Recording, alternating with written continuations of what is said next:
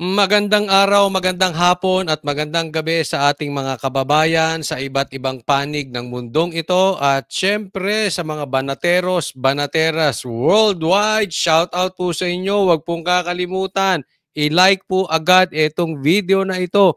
Pagpasok nyo pa lang ha. Especially ikaw banateros, banateras dyan sa iba't ibang panig ng mundo at Pilipinas, dapat nakasubscribe. Okay? Subscribe po kayo sa channel na ito, Coach Oli News PH. At syempre, batiin din naman natin ang ating mga kababayan simula Hulu hanggang Sulu.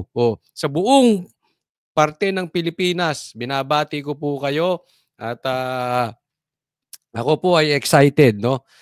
Alam nyo, palapit na ng palapit. Ako'y talagang may nararamdaman. At kung hindi nyo napanood yung vlog ko kahapon, panuorin nyo po yun. At ako'y malakas ang pakiramdam ko. Parang di umanong may bumubulong sa akin. Ito ay sa aking imagination lang, ha? Kasi parang di umano may bumubulong-bulong. At sinasabi, may magandang mangyayari ngayong February or March. Naku! Ay, hindi ko alam, ha? Hindi ko alam. Basta, sino kaya yung bumubulong-bulong na yun, ha? Basta balikan ninyo ako, okay? At saka nyo sabihin, Coach Oli, tama ka. Pag may nangyari ng February at may magandang nangyari ng March, kaya naman, Coach Oli, mali ka. Wala namang magandang nangyari ng February o March. Okay lang po yun, ha? Basta ako may naramdaman ako, eh. Nararamdaman kong may ano dito, may whisper. Ano sabi? February, March. Huwag kayong mawala ng pag-asa. Ayan na. Okay? So, subscribe po kayo sa channel na ito. Okay? Ayan eh. Again, hindi natin na-sure yan. Basta, abang-abang na lang tayo. Pero eto, marami kasi. Habang palapit na palapit yan, ako'y pa-excited na pa-excite. Excite na ako, kaya excited na. Ganon. So, pero, habang palapit ng palapit yan, ito ang mga dapat na pag-uusapan natin ngayong araw na ito. At ito yung mga katanungan. Dumadami po ang katanungan. Okay? Una, ang hawak na ebidensya ni BP Sara against Tamba and Marcos. Pag-uusapan natin yan. Susubukan nating sagutin yan. Video. You heard me right. Video na hawak ni PRRD patungkol kay Marcos. Kailan maglalabasan yan? Sa impeachment ba? Yeah, subukan nating sagutin yan maya-maya. Okay? At pangapat, hindi impeachment ang habol talaga ni Tamba. Okay? So, again, paalala po, bago tayo magsimula, subscribe po kayo dahil sabi sa akin ni YouTube, more than half. Kung ang nanonood sa akin kada araw ay nasa 200,000. More than half, ibig sabihin mga 120,000 hindi pa nakasubscribe. Subscribe na, ha? Kakalimutan, check nyo. Kung napanood mo ito, tapos hindi ka nakasubscribe, subscribe, okay? Huwag kakalimutan. So hindi na po natin pagtatagalin, dediretso na po tayo agad sa topic dahil kay Coach Oli, ang bida ay ang balita. Okay, pag-usapan natin to si Tamba at ito si Tamba ay merong demandang kakaharapin. No? Sa gitna po ng pagdidiscuss natin ng mga sari-saring demanda na haharapin itong si Martin Romualdez, sasagutin natin yung mga tanong kanina. Okay? About sa video, ebidensya, etc. Okay? Go! Kami po ay nandito para ipaalam sa buong bayan na maghahain po kami ng criminal case against Martin Romualdez. Iyon! Palakpakan naman dyan, Malaking bagay yan. Okay? Kasi alam nyo ito si Martin, hindi po ito sanay sa laban. Sanay ito sa bayaran. Sinabi ni BP Sara yan eh. Kaya nga kadalasan niya walang nakakalaban. 'Di ba? Kung hindi babayaran, tatakutin, o gagawa ng paraan basta ayaw nito ng laban. Tatandaan po nating mabuti 'yon. Takot sa confrontational. Hindi confrontational to si Tamba. Takot siya ron. Sabi yan ni BP Sara, patunay. Ngayon, 2025, may kalaban ba siya sa distrito niya? Di ba ang balita natin ay na-disqualify ng COMELEC? Ang galing, no? Tanong, tama ba si BP Sara? Di ba? Tumutugma. Ayaw nito ng laban. Gagawa ng paraan nito si Tamba na kahit anong paraan ayaw nito ng laban diretso. Gusto nito sure win. Walang kalaban. Bayaran ng kalaban o eliminate ang kalaban. Kaya lang, ang problema dyan, hindi niya kaya to si Alvarez. May demanda. Yan ang kakaharapin ngayon ni Tamba. Hirap siya dyan. So, anong gagawin niyan? Posibleng magkabayaran na naman. Hindi ko alam kung anong gagawin niyang paraan. But one thing for sure, alam ni BP Sara ang galawan ni Tamba. Yari siya rito sa demandang to. Sa kadahilanan po na siya po ay may ginawang krimen dito sa budget ng 2025. Malaking halaga po yung ipinasok nila na hindi po inaprubahan ng Kongreso. Yon. Kasi naalala nyo itong blank items. Kaya wag po tayo makakalimot dito sa blank items na to. Kasi yan ay malaking kaso. Ulitin natin, kriminal yan. Ha? At kung ito ay makakaupo nga si BP Sara, lamang-lamang sa kulungan dadampitin yan si Tamba. Kasi ito, bilyon po ang pinag-uusapang mawawalang pera dito. Nagkaroon ng blank items, tapos finil pa ng kung sino nang hindi dumaan sa proseso. Krimen po yun. Na pinirmahan naman na itong presidente nating wala ding kwenta. Pareha sila magpinsa walang kwenta. Diba? Hindi ko nga alam kung pag tinanong ako, sino mas walang kwenta doon sa dalawa? Ang parehas eh. Hindi ako makaisip. Kayo tanong ko, sino mas walang kwenta doon sa dalawa? Kaya sagot-sagutin nyo dyan sa comment section. So, ito talaga malaking problema ni Tamba yan. Hindi po ito ang napagkasunduan sa bicameral committee. Tandaan nyo si Alvarez ay congressman. Nakaupong congressman to. So, alam niya nangyari. Dapat may pagkakasunduan doon. Hindi ka pwedeng ikaw ang magdidesisyon. Again, ipapaalala ko yung sinabi ni BP Sara. Ay, si BP Sara ba ang nagsabi noon? Na 2 tao lang ang may hawak ng pera ng Pilipinas. Si Tamba at si Saldico. Sila nagdi-decide. Hindi po pwede yun. Hindi po pwede. Ito na nga lumalabas Hindi na pagkasunduan yung budget. Biglang nagka-budget. Sino nagdesisyon? Tamba, Saldico. Mamaya ipapaliwanag ni Kong Alvarez. At nagulat na lang kami lahat nung makita namin kung bakit yung pong in-email sa amin na BICAM report, may mga blanco po rito. Ngunit, nung pinirmahan ng presidente, kumpleto na. Yon. Hanggang dyan muna. Tingnan ninyo, may problema. Bakit? Yung mga congressman, may ebidensya. Kung yung mga pumirma ay uto-uto kay Tamba, yung pumirma ng impeachment ni BP Sara, meron silang 150 million reasons kaya sila pumirma. Pero meron ding hindi pumirma. At ito yung mga katulad nila Alvarez na meron din silang kopya ng email. Even Senator Bato, sinabi niya may kopya siya ng email. Blanco talaga yun eh. Kaya yung sinasabi nilang walang blanco, itong pagsisinungaling nila Cheese, talagang sablay.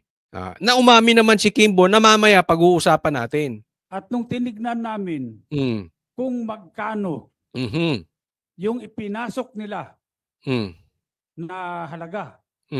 Magkano? Ito po ay nagkatotal ng 200 241 billion. Pantindi, no? Ah. 241 billion.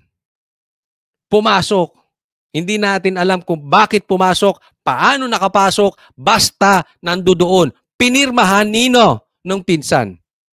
Nagigets nyo na yung problema. Eto ngayon ang problema. Ang daming nagugutom ng mga Pilipino, lintik kayo. Bawat Pilipino, makakain lang yan. Bigyan mo ng 100, 200, kakain na pamilya niyan sa maghapon, dagdagan mo lang ng konti ang sahod. Samantalang kayo, nilulustay ninyo 200 billion, basta-basta nyo na lang. Kayo magdi-decide. Ano yan, pera mo? Buti kung pera mo yan eh. Karamihan ng Pilipino hindi nga nakakita ng 240,000. All the more, 240 million. Eh ang pinag-uusapan natin dito, 240 billion. Nakikita nyo na, napakawala nyong konsensya, napakadaming nagugutom na Pilipino. Kayo makapag-desisyon kayo, bahala, basta gusto ninyo 240 billion ilagay ninyo sa budget. Nakita nyo problemang malaki? Mauubos ang pera ng Pilipinas. Mauubos tayo. Alam nyo yung alam mo yung sinipsip ng vampira yung dugo mo? Uubusin tayo niyan para tayong tuyot niyan. Hindi ko alam nga kung buhaya tong mga ito o vampira. Sasairin tayo na itong mga ito. Ganyan po sila kaswapang. Sabi, akalain mo, magkaroon ka lang ng 10 million, buhay na pamilya mo eh. Tama or tama-tama? Eh samantalang itong mga to hindi makontento sa daang milyon. Gusto talaga nilo, hanggat may nakikita kanya, akin. Ganun ang swapa. Yaang sayo, akin. Sayo, akin. Yung akin. Swapang. Ngayon po, ewan ko kung matatawag natin na typographical error yan o grammatical error. Hindi po, mali. Napakalaki po ng halaga. 241 billion. Wala pong ganung halaga ang inaprubahan ng BICAM. At hindi po rin yun ang inaprubahan sa plenaryo. Bakit po nagkaroon ng ganung halaga doon sa General Appropriations Act? Kaya ito yung sinasabi ko, ito yung binanggit ko sa SMNI. Kahit yung pinirmahan ni Marcos ay may amount, hindi blanco. Dapat, alam na nga ni Marcos na problematic yung budget na yung bakit niya pinirmahan. Kaya nga in the first place, ang sabi ko, doon sa SMNI, dapat ang idemanda or i-impeach ay hindi si BP Sara. Kung hindi si Marcos. Ang problema lang sa atin kasi politika to eh. Siya ang presidente. Sinong nakaupo? Yung pinsan niya. Pero kung titingnan natin ang patas, hindi tayo double standard, hindi tayo ipokrito, ang dapat naka-impeach ngayon, si Marcos, hindi si BP Sara. Eh, ganyan talaga eh. Politika eh. Pero tandaan natin, panapanahon. Ako'y laging naniniwala may karma. Okay? Hindi ako naniniwala sa karma kasi hindi po yun Christian. But ang pinapaniwalaan ko is, whatever you sow, you will reap. Anong tinanim mo, yan ang aanihin mo. At hindi magwawagi ang makasalanan sa mabuti. Panahon lang yan. Tandaan po natin, makukulong ito si Tamba. Si Marcos, mai-impeach yan. Nice. Ito, meron ako sasabihin sa inyo. Naalala nyo yung huling statement ni BP Sara. No? Pero bago ko huling puntahan yung statement ni PB Sara, kasi i-connect ko po ito sa mga ilalabas niyang ebidensya. Tingnan nyo, yung mga sinasabi ni BP Sara tumatama. Diba? Si Tamba ayaw ng kalaban. Wala siyang kalaban ngayon. Ang may hawak ng pera ng Pilipinas, si Tamba at si Saldico. Tumatama. Sinong nagdesisyon nito? Lumalabas, sila ang makapangyarihan. Tama o tamang-tama? Pangatlo. Etong pangatlo, ito yung sinasabi ni BP Sara na meron siyang gustong pag-usapan. Pero sabi niya, magpasko muna tayo. Naalala nyo last year? Magpasko muna tayo. Pero ang kina-question dito, yung patungkol sa anomalya ni Tamba na meron siyang tinanggap na lagayan, di umano, dito sa Okada. At etong Okada na ito ay hindi po yan chismis, kwentong barbero. Kasi lumabas po yan sa news na Japan. Hindi, kung kaya ni Tamba bayaran ang media sa Pilipinas, hindi po niya kayang bayaran ang Japan media and SMNI. Yung dalawang yun, hindi niya kayang bayaran. Kaya lumulusot yung balita. Hindi lang sinasakyan ng media dito sa Pilipinas, except SMNI. Hindi ako nagsabi nun. Balita po yun sa Japan. At tandaan nyo, sinabi ni BP Sara, ang sabi niya, mas mabuti nga matuloy yung impeachment para makasagot siya. At ako'y naniniwala, maglalabasan lahat ng baho ni Tamba. Dahil ang Duterte, especially PRRD, hindi bungol yan. Hindi weak yan. Hindi yan nananahimik dahil walang kwenta. May hawak na ebidensya yan. Tapos binanggit pa ng anak niya si BP Sara yung patungkol dito sa Okada. Lalabas yan. Yang mga ebidensya na hindi mo pwedeng ilabas pag pinatawad ka ng Quadcom kasi magagalit si Paduano. Yung mga NPA dyan magagalit. Hindi ka naman makakapagsalita dyan sa Quadcom eh. Sila lang nagsasalita dyan eh. Pero dito sa impeachment, makakapagpresenta ng ebidensya si BP Sara. At ako'y naniniwala, marami siyang ilalabas na ebidensya laban kay Tamba at kay Marcos. Tingnan ninyo ang mangyayari. Kaya napakaganda. Alam nyo, matagal ko nang kinukulto. Una, gusto ko matuloy yung impeachment para malinyahan natin sino talaga yung mga traidor, yung nagsasayaw sa gitna. Pero ito, pangalawa, we are waiting yung mga ebidensyang ilalabas na hindi mailabas ni BP Sara kasi hindi na, pag pinapatawag naman siya, di ba? Hindi naman pinagsasalitaan Duterte. Ito na, maglalabasan na ito. Kanya po, ako bilang isang nakaupong congressman, kinakailangan ding ipakita ko sa taong bayan na kung merong mali, siguro kailangan din natin panagutin kung sino yung may gawa ng krimen. At dito, dahil... Alam mo, exactly yan yung tanong ko kay Atty. Vic, di ba? Wala bang, nung na-interview namin sa SMNI, wala bang pwedeng managot dito? Lintik yung snatcher na nagnakaw lang ng isang kaha ng Yossi, kinukulong nyo eh. Yung magnanakaw ng bilyon, hahayaan nating laya dahil nakabarong. Is that fair? Hindi ba double standard yon?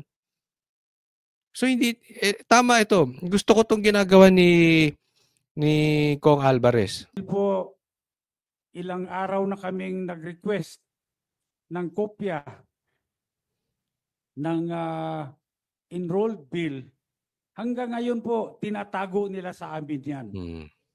Hindi po nire-release ang enrolled bill ng House of Representatives. Saka nakita, hindi nire-release ang enrolled bill.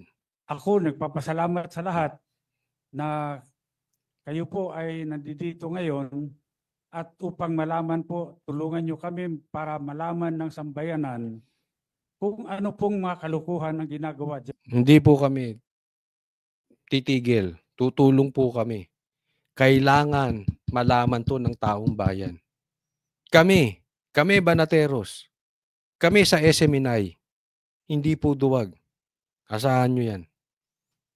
Sa Kongreso.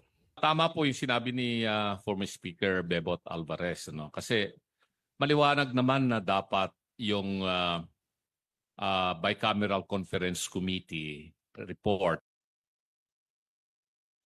Tama po yung sinabi ni former Speaker Bebot Alvarez, Tumulit. no? Kasi maliwanag naman na dapat yung Bicameral Conference Committee report ay i-approve yan ng House at i-approve din yan ng Senate. Maraming blanco doon sa lumabas na mga dokumento. So, may narinig ako na statement, hindi ako nagkakamali, ay galing kay Congresswoman Kimbo. Ang nagsabi na yung technical working group ang gumawa na ng... Kasi naman, nilaglag sila ni Kimbo. Bawal yun. Yung nag-fill up ng ano, hindi allowed ang technical working group na mag-fill up ng blank items. Hindi sila congressman, hindi sila senador. Yan ay pinagkakasunduan, dinidebatihan, pinag-uusapan. Hindi kaya basta pwede magdi-decide. Pero wag nyo kaming lokohin. Ha? Hindi ako naniniwala na technical team ang nag-ano nun. Loko-lokong congressman at senador nag-fill up nun. Yun ang totoo niyan. Kaya lang ngayon, lumalabas ang baho, ginagawa nyo scapegoat itong mga staff nyo. Gago ba yung staff? Para sila mag-fill up ng bilyon-bilyon. Baka yung staff na yan, hindi nakakita ng milyon yan eh.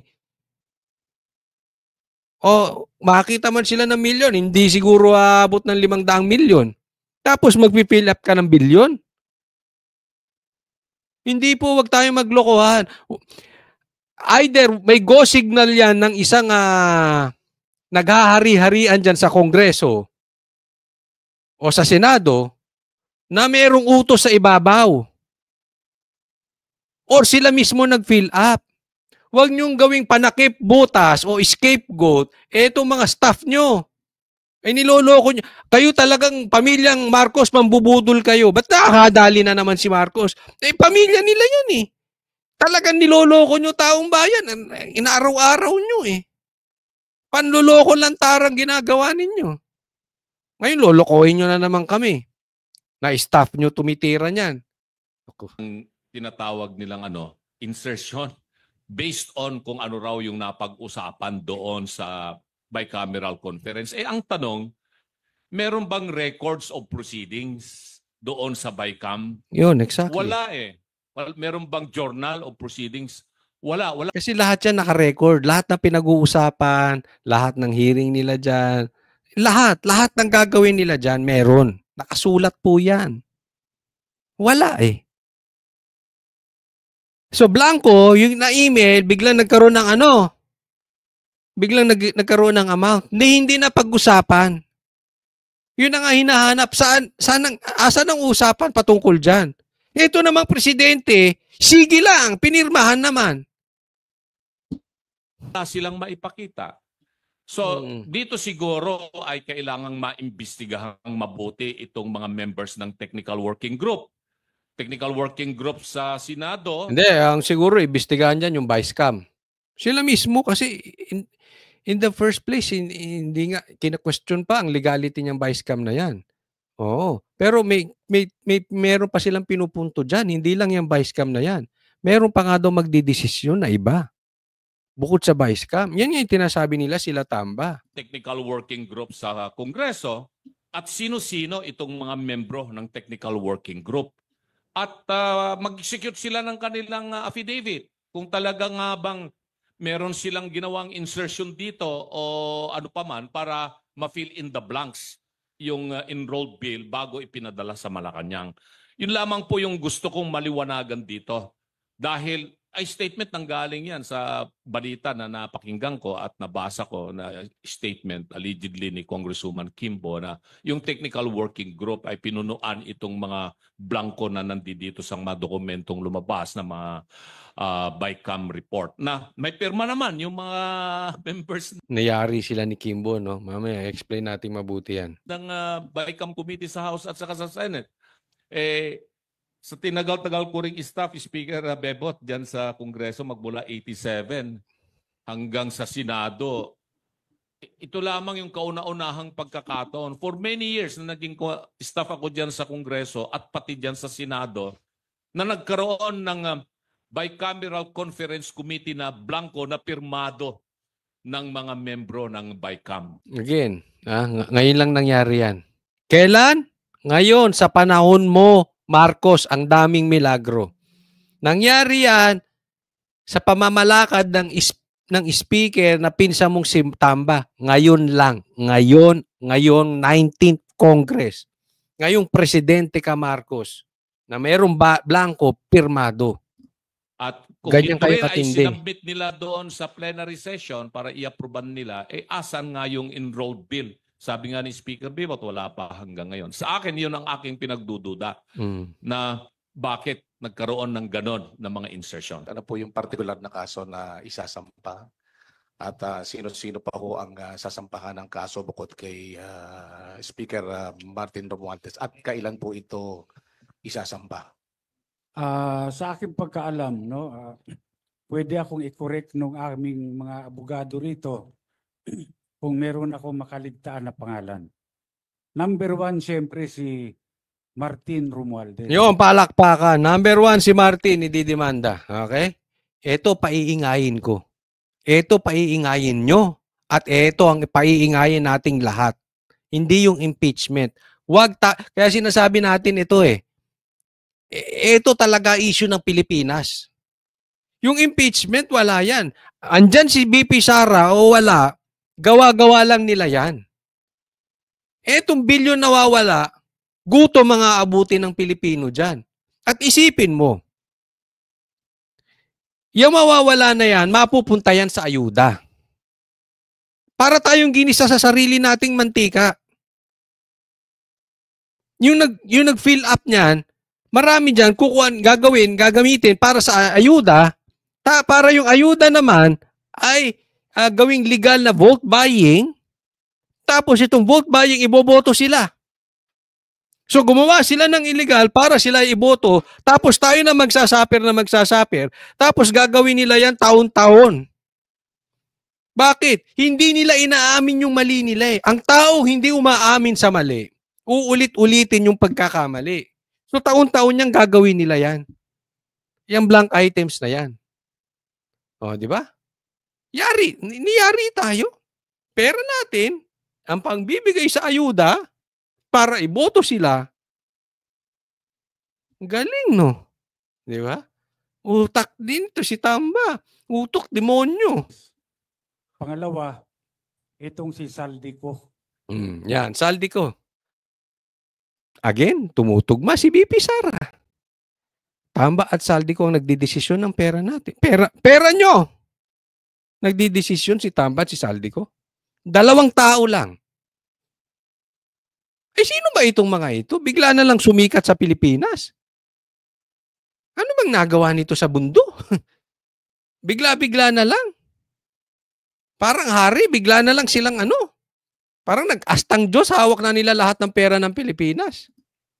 Pangatlo, itong si Majority Leader Manix Dalipe ng Zamboanga. Sama muna si Marcos. Bakit sila? Dahil po, una, wala pong nangyayari sa House of Representatives na hindi po alam ng Speaker of the House of Representatives. Linaw, di ba? At walang nangyayari sa speaker na hindi alam ng presidente. Magpinsan yan So lahat yan, alam ni Tamba. And alam ni Marcos. Kung hindi alam ni Marcos yan, inutil siya. Lahat po yan may basbas ng speaker. Wala pong gagalaw dyan kapag hindi po sinabi ng speaker. Kaya alam mo, very credible to kasi congressman to Diba? May hawak sila mga kopya, may mga hawak na ebidensya.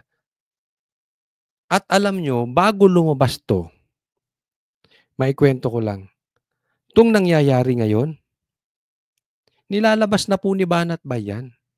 Nilalabas na po ng mga iba't ibang vloggers yan. Na hawak ni Tamba lahat. Kaya nga puro demanda ang tinanggap nila kay Tamba eh. Hawak ni Tamba.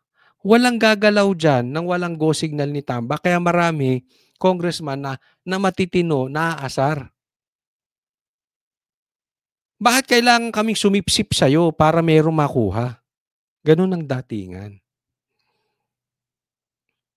Pero then again, lalabas naman ang katotohanan dyan eh. Ha? Ako naniniwala ako, may bidyong hawak si BP Sara patungkol dito sa Okada. At yan, maglalabasan niyang isang-isa sa demanda at doon sa impeachment. Kaya nga po dito, sigurado ako, itong si Martin Romualdez ay talagang siya ang may pakana nito lahat. I agree with you, Kong. Siya ho ang author nito. Correct. Ngayon, siyempre ako gusto ko rin magpasalamat kay Congresswoman Stella Kimbo. Dahil kung meron mang tunay na bayani dito, si Congresswoman Stella Kimbo. Palakpakan naman! Siguro ito si Kimbo, pinapagalitan na ito. Ito, kukwento ko ha. Na-i-vlog ko rin po yan eh. Noong ini-interview si Kimbo, tumatakbo pa yan. Halos mangiyak-ngiyak yan dahil ini-interview ng media, iniiwasan niya. Naalala niyo yon? Doon sa mga manunood ko? Kung hindi, tingnan niyo yan. Nagbigay po ako ng komentaryo dyan. Halatang halata yung pressure kay Kimbo. Tumatakbo siya, iniiwasan niya, pinagsasalita niya yung staff niyang hindi ko maintindihan kung bakit epal ng epal. Di ba? Iwas siya. Tapos kinabukasan, meron na siyang statement. Naghanda lang pala. Ang problema, mali yung paghahanda niya. Umamin. Di ba? Ang magnanakaw, hindi dapat umaamin. Ang manloloko, hindi umaamin yan. Di ba? Alam ng mga kalalakihan yan eh. Hanggat kahit ka nakapatong na, hindi pa rin umaamin eh. Silang mga kalalakihan, hindi ako ha. Di ba ganyan ang style ng mga lalaki? Kaya lang, hindi lalaki to si Kimbo. Ano nangyari? Umaamin. Yari siya ngayon kay Tamba. Kasi ang style ng politiko, tanggi ka lang ng tanggi. May ginawang Okada, tanggi. Adik ka ba? Tanggi. Magpapa-hair follicle test ka, tanggi. Tanggihan mo lahat. Kahit alam na ng taong bayan. Kaya lang ito si Kimbo. Siguro bagito sa pagnanakaw, bagito sa panloloko. Kung ano ba yan, basta bahala na kayo. Napaamin. Siya ang hero ngayon. Diba? Kasi, kakampi nila yan eh. Alam mo, ang balat niyan Tamba. Ang dugo lumalabas dyan, buhaya. Magkakaano yan eh, magkakatropa yung mga yan. Diba? So very credible yung nagsasalita ngayon si Alvarez na congressman, pero mas credible to si Kimbo. Bakit? Kakampi eh. Dahil siya mismo ang umamin na maraming blanco ang BICAM report. Ngayon, bakit nagkaroon ng 241 billion na additional budget doon sa sa GAA na pinirmahan ng Pangulo? Anong problema? Ito doon sa mga hindi pa po nakakala, anong problema ba kung umamin? Kasi tinatanggi nila yan. Tinatanggi nila na may blanco. Inamin ni tinatanggi nga nila Chis yan. Kung sino-sino dyan, tinatanggi yan. Inamin ni Kimbo. Ang dami niya nalagay sa alanganin. At pag inamin mo yan, ibig sabihin, meron tayong problemang malaki. May krimeng nagawa. Parang halimbawa ay merong murder. Pwedeng itanggi. Diba? Pero si Kimbo, inamin niya na merong dead body. Tapos sila dyan. Bakit nagkaroon ng dead body? Halimbawa lang po, ba't nagkaroon ng dead body doon sa gitna nyo? Ganyan po ang pag-amin ni Kimbo. Wala na silang lusot. Dapat patunayan nila bakit namatay yan, hindi nila kasalanan. Ngayon, same thing with Kimbo. Dapat patunayan nila Tamba, sino nag-fill up niyan at hindi nila kasalanan at hindi sila ang nag-fill up. Pero until now, walang umaamin kung sino nag-fill up. Ang tinuturo nila yung staff. Hindi pwede yon. Walang kapangyarihan yung staff. At kaninong staff yun? Naintindihan? So, huli sila dito. Nailaglag talaga sila ni Kimbo sa pangyayaring ito. Ngayon, yung mga media, pwede rin nyo rin mag-request. Request nyo sa Kongreso kung mabigyan kayo ng kopya ng enrolled bill. Bakit mahalaga ang enrolled bill? Kasi dito natin makikita kung ang enrolled bill ba ay faithful reproduction kung ano yung inaprubahan ng Kongreso sa plenary. Dahil kung ito ay magkaiba, ay malaking problema yan. Yun. So kung ano yung napagkasunduan, dapat i-produce. Ang problema, hindi nga nila pinuproduce eh. Kasi I'm sure may pagkakaiba yan kaya hindi nila ma-produce. May sasabit na naman. Tanungin mo ngayon kung Alvarez, si Kimbo, baka mapaamin na naman eh. Kung asan yung enrolled bill. Baka mailabas niya. Pitpitin nyo ngayon si kaya sabi ni Alvarez eto tanungin yung media, baka pwede nyong tanungin. Tanungin nyo yung si Kimbo kasi pag natataranta to si Kimbo napapaamin. Tinanong ng media yan eh. Pero mapunta tayo dito. Ako naniniwala ako. Bukod doon sa may magandang mangyayari ngayong February, March. Sa akin naman ay bulong-bulong lang yun. May bumubulong-bulong lang, ha? Pero bukod doon, ako'y naniniwala na may hawak na video, ito si PRRD. Naalala nyo, sinabi niya, bangag si Marcos. At hindi magsasalita to si PRRD nang walang hawak na ebidensya. Naalala nyo, mayroong siyang sinasabing listahan na nandoon si Marcos.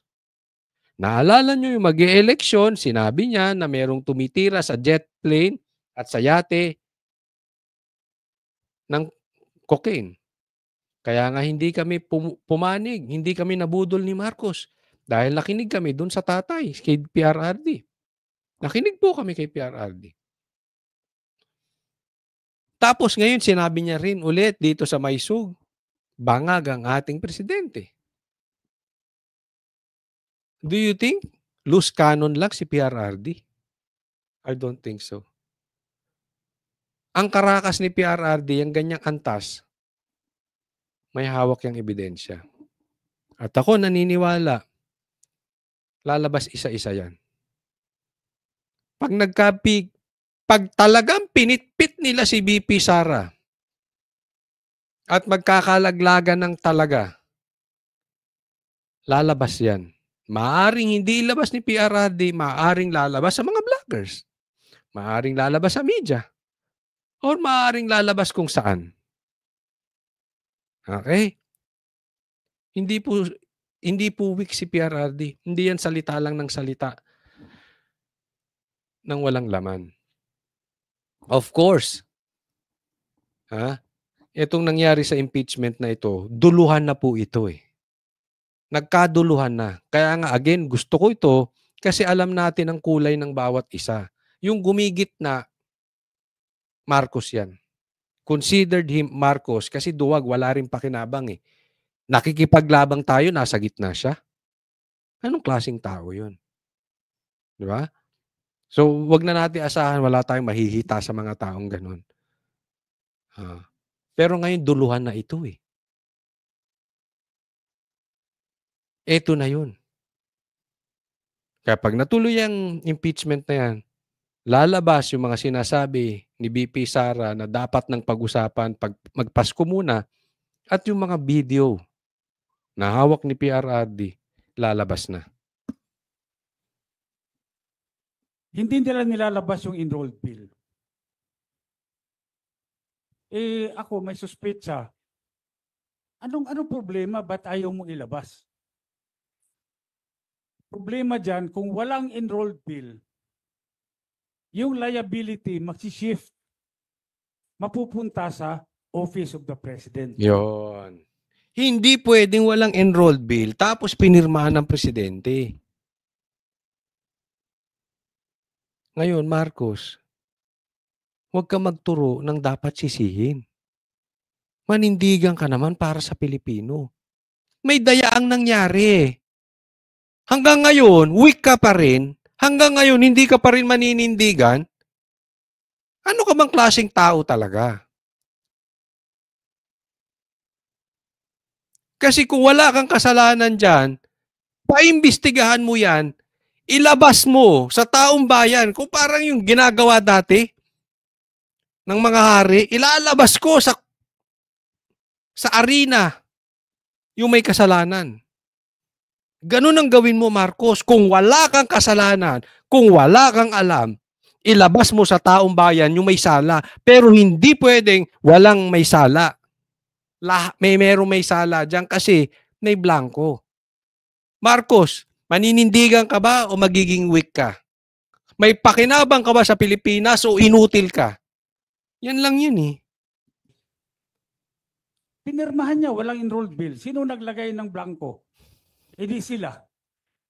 Diba? Kaya malaking problema. Siguro mabuti ilabas na nila yung enrolled bill para naman makumpare natin. Tama ba yan o pareho ba yan nung inaprobahan ng BICAM, inaprobahan ng plenary? Okay. Maidagdag ko lang sa laki ng problema nila, palagay ko that is the reason why sinulong nila kahit kapos na yung oras ng impeachment para matabunan ito. Ako swak sa bangay sinabi ni Atty. Topacio. Kaya nga pinipilit ko sa inyo na wag nating kakalimutan ito. Dahil tong impeachment na ito, wala silang plano. Not now. Hindi yan ang plano ni Tamba dyan. Ang plano ni Tamba dyan ay pagtakpan. Remember this. Last day na ng session. Ang tagal lang nakabinbin yan. Yung impeachment na yan. Ang tono ng mga bata ni Tamba, walang oras. Walang oras. At inaantay pa yung fourth complaint. Dumating ba yung fourth complaint? Hindi. May oras ba? Wala.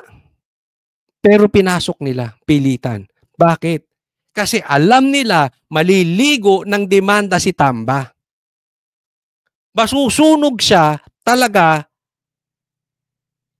dito sa isyung to. Alam niya yun. Kaya nga, ramdam niya yung karma parating eh. Anong ginawa niya? Desperate action, last session.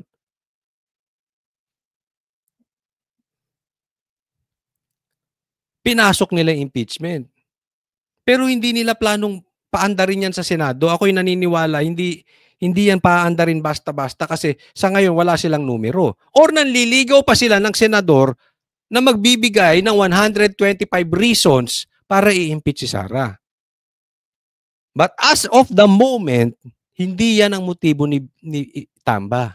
Ang motibo ni Tamba, pagtakpan ito. Pagtakpan itong paliligo sa kanyang kaso. Yung ilalabas yung baho niya dito sa blank items na yan. Hindi ba kayo nagugulat? Nagkagulatan dyan. Even the congressman, yung ibang mga congressman, hindi alam to. Nagkabiglaan daw dyan. Biglang, wala na sa isip. Isipin mo last day. Di ba? Last day ng session, biglang lumabas. No choice eh. Hindi nila mapagtakpan. Sinubukan nilang magpalabas ng issue patungkol sa mahuhuli na si Bantag. Hindi na nag-click. Dami nilang nilalabas na issue, di ba? Para mapagtakpan yung kagaguhan nila. Wala. Kaya tayo kababayan, ilagay nyo sa comment section. Ikaw ba nangangako? Ako hingi ko lang to sa inyo. Nangungumbaba. Na hinihiling sa inyo, wag niyong tigilan nitong blank items. Ito ang issue talaga. Lagay nyo sa comment section. Hindi namin titigilan yung blank items na yan. Para yun ang pag-usapan.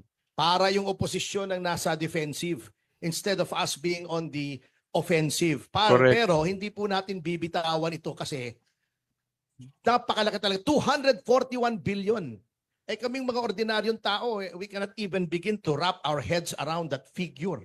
Correct. 241. Kaya kami ni Mr. Magpantay sa Citizens Crime Watch, we joined hands with Speaker, with Attorney Raul Lambino, with Attorney Jimmy Bondoc para isulong po ito at sa Monday po ay ipafile po namin sa City Prosecutor's Office ng Quezon City itong criminal case na ito because this is falsification of legislative document. Yan. Monday po.